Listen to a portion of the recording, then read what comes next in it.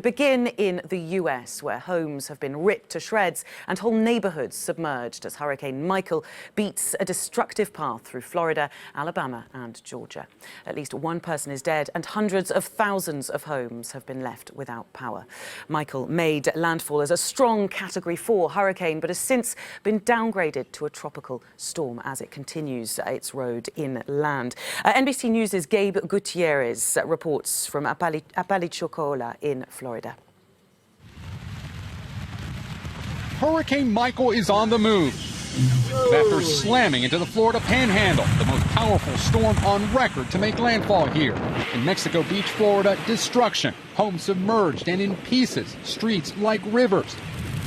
Nearby Panama City Beach, a house ripped apart by the hurricane-force winds, windows shattered, buildings collapsed, and boats overturned. Communities are going to see unimaginable devastation. Michael rapidly intensified overnight into a monster Category 4 hurricane, eventually reaching sustained winds of 155 miles per hour. This used to be my back porch. The wind and water so powerful they trapped a storm chaser.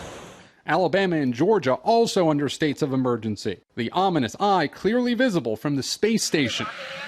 In Apalachicola, Florida, the rain began overnight as Michael's outer bands battered the Gulf Coast. By dawn, the wind and the rain picked up and the water started to rise, forcing us to move to higher ground. A massive storm surge flooded part of this historic downtown. Kate, we're seeing the raw power of Hurricane Michael. Just within the past hour or so, we have seen the winds intensify significantly. As you can see behind me, parts of this town are completely underwater. How would you describe this? It's catastrophic. Yeah. I mean, we were looking at some heavier, some stronger winds, which we didn't get, but still, it was enough to do the damage like you see right here. This is replicated across the county. And plus some of the roads that are underwater now, we don't know what kind of damage we're going to have when the water recedes. Hundreds of thousands of people in Florida ordered to evacuate. We all knew this time was coming. The storm is upon us. There is nothing else to be gained by leaving where you are. You need to shelter in place. Beverly Giddens has lived here 35 years. I've never been in one like this. I was here doing Dennis, and that was scary enough, but this was pretty awesome. She and so many others along the Gulf Coast now just beginning to assess Michael's fury.